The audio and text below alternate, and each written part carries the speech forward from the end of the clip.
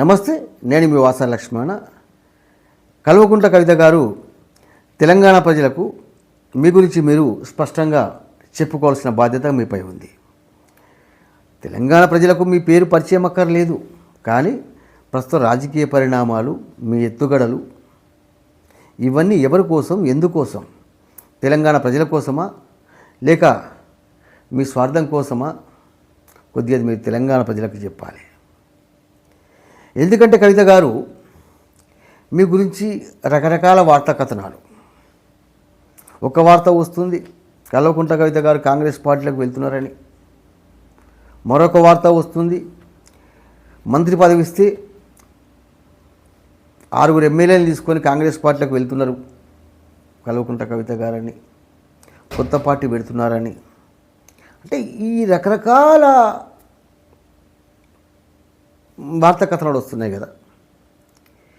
ఇవన్నిటికీ ముగింపు పలకాలంటే మీరు స్పష్టంగా చెప్పాలి తెలంగాణ ప్రజలకు. మిగతా వీడియో కల్వకుంట్ల కవిత గారు షేర్ చేయండి.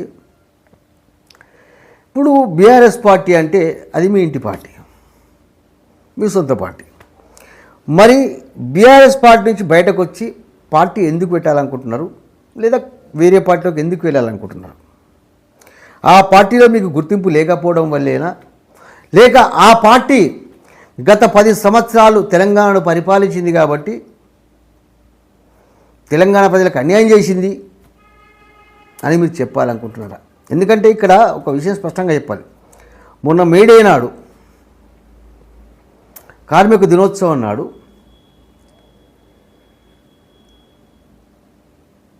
సామాజిక తెలంగాణ రాలేదు, భౌగోళిక తెలంగాణ మాత్రమే వచ్చింది అన్నట్టు వ్యాఖ్యలు చేశారు. మరి గత 10 సంవత్సరాలు పరిపాలించింది మీ బీఆర్ఎస్ పార్టీ. కేసీఆర్ మానసపుత్రిక అయినటువంటి రైతు బంధు గురించి కూడా మీరు వ్యాఖ్యలు చేసిండ్రు. అంటే రైతు బంధు వల్ల కూడా సరైన న్యాయం జరగలేదని కూడా వ్యాఖ్యలు చేసిండ్రు. అంటే మీరు బీఆర్ఎస్ పార్టీ తెలంగాణ ప్రజలకు అన్యాయం చేసింది అనుకుంటున్నారా?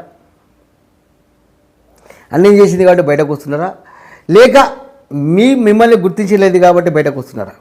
స్పష్టంగా చెప్పండి కల్వకుంట్ల కవిత గారు. కేసీఆర్ పరిపాలనలో తెలంగాణ ప్రజలకు అన్యాయం జరిగింది